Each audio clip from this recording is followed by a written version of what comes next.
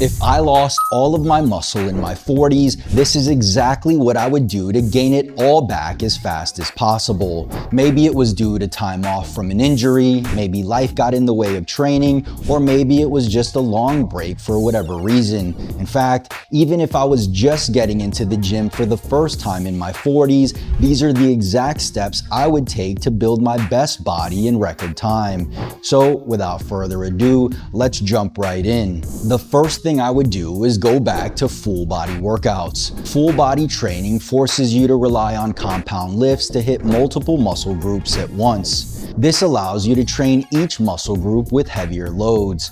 Research shows that lifting heavy recruits high threshold motor units from the first rep, stimulating growth without excessive fatigue or damage. This makes training more efficient, maximizing hypertrophy while keeping your recovery on track. Another benefit of full body training is high training frequency. Since you hit all muscles in one session, this means you'll train those same muscles again in the next. And this meta-analysis found that training a muscle more frequently resulted in more muscle growth compared to training it just once a week.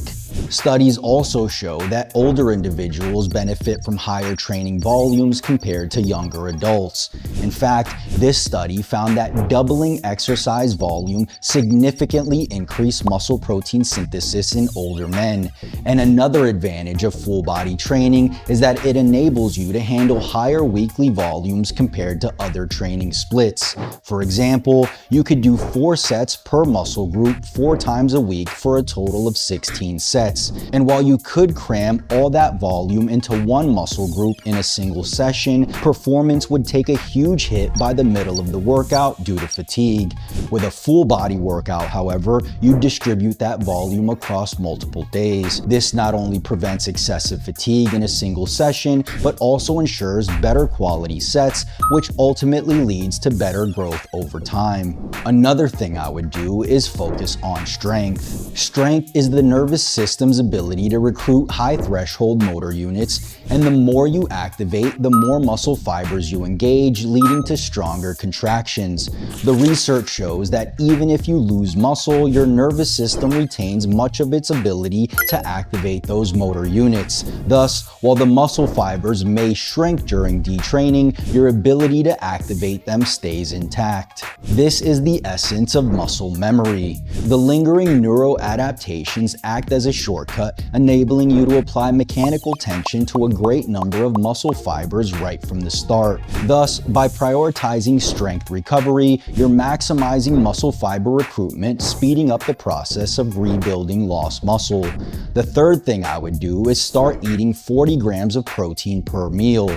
As we age, we experience anabolic resistance, making protein intake even more crucial. The research indicates that older adults require a higher protein intake per meal to optimize muscle growth. One study in the Journal of Nutrition and Metabolism emphasized the higher leucine threshold in older adults. Leucine, an essential amino acid, plays a crucial role in activating the mTOR signaling pathway, which stimulates muscle protein synthesis. Based on the study's findings, to fully maximize the anabolic response, older individuals may need around 40 grams of protein per meal compared to only 20 grams needed by younger adults. Another study looking at the dose-response relationship between protein intake and muscle protein synthesis rates found a 65% increase with 20 grams of protein and a 90% increase with 40 grams. And yes, while we should aim for at least 1 gram of protein per pound of body weight daily, breaking that up into 3 to 5 meals would help maximize the anabolic response. Next, I would avoid bulking and cutting. Instead, I would eat at maintenance and aim for recomposition.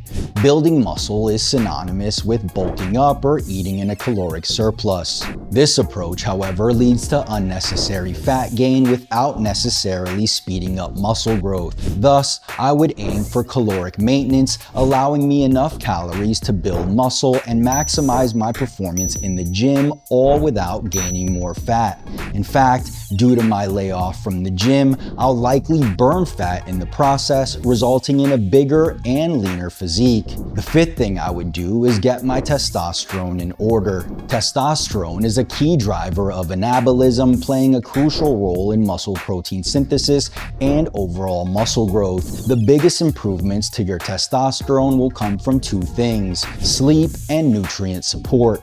One study on over 2,000 men found that sleep deprivation causes testosterone to drop by 0.6% to 2% for every hour of sleep you lose. In another study, it was found that just 7 days of only 5 hours of sleep resulted in a 10 to 15% drop in daytime testosterone levels. And if that wasn't bad enough, one study found that sleep deprivation resulted in a 24% drop in testosterone, a 21% increase in cortisol, and an 18% decrease in muscle protein synthesis. These hormonal shifts create a hostile environment for muscle growth. In fact, rather than simply slowing muscle gain, sleep deprivation actually accelerates muscle breakdown. Thus, I recommend aiming for at least 7 to 9 hours of high-quality sleep each night. Next, there are 3 key micronutrients that play a crucial role in testosterone production: zinc, magnesium, and vitamin D. One systematic review of over 40 studies found that zinc supplementation directly increases testosterone levels. In fact, one study found that men with a zinc deficiency saw a 90% increase in testosterone from zinc supplementation. On the other hand, magnesium has been found to boost total testosterone and increase free testosterone by reducing SHBG, allowing more testosterone to be utilized for anabolic processes. Vitamin D also plays a key role in testosterone production, as one study found that supplementation increased total testosterone by 25%. To maximize muscle recovery and growth, it's crucial that all 3 of these nutrients are at optimal levels. As highlighted in this comprehensive review, these micronutrients work synergistically, and deficiencies in one can disrupt the metabolism and activity of the others. For best results, aim for 30 to 60 milligrams of zinc, 400 milligrams of magnesium, and 5,000 IU of vitamin D daily. And the last thing I would do is maximize every advantage I could get. While we can't reverse aging, we can make it up by leveraging every natural advantage available to us. The first one is creatine. Creatine is by far the most studied supplement on the market and has consistently been shown to improve muscle, strength, and overall lifting performance. Creatine also increases muscle fullness by drawing water into muscle cells. While creatine is found in meat and fish, diet alone will only result in 60 to 80% saturation. Thus, I recommend supplementing with 3 to 5 grams of creatine daily, as this will ensure maximum saturation. Next, pre-workout caffeine. Studies have shown that caffeine can increase reps to failure, with some exercises showing a 10 to 20% improvement. Caffeine also helps combat fatigue, allowing you to feel less tired during workouts by blocking adenosine. Not only that, but some studies suggest caffeine can also speed up muscle recovery by improving blood flow. And lastly, ashwagandha. This study revealed that ashwagandha intake led to an 18% greater increase in DHEA sulfate and a 14.7% greater increase in testosterone compared to the placebo group. Interestingly, the study also found that the increase in DHEA sulfate and testosterone were not sustained over time after discontinuation of ashwagandha supplementation. This suggests that ashwagandha was responsible for the increases in these hormones. Ashwagandha intake has also been associated with a reduction in stress and anxiety, improved performance, regulated blood sugar levels, increased sexual health, and better sleep. And while none of these are necessary for muscle growth, utilizing them would put me one step closer to complete optimization. And if you're still struggling to build muscle, I'm looking for 5 dedicated men who want to gain more muscle in the next 16 weeks than they have in the last 12 months. But Before you apply, make sure you meet these criteria. First, you must be at least 35 years old, no exceptions. Next, you must have at least 1 year of lifting experience. Also, you must be able to dedicate at least 45 minutes 3 times per week to the gym.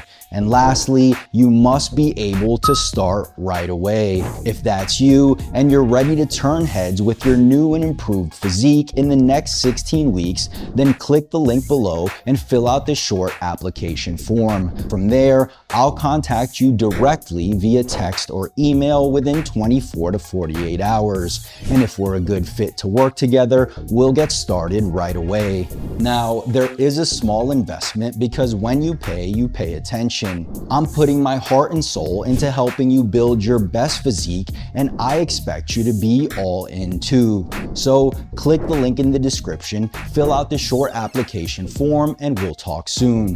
Did you find this video helpful? If so, click the like button below as it'll truly help out the channel. And if you haven't already, make sure you subscribe for more videos, and don't forget to turn on post notifications so you don't miss the next one. Peace.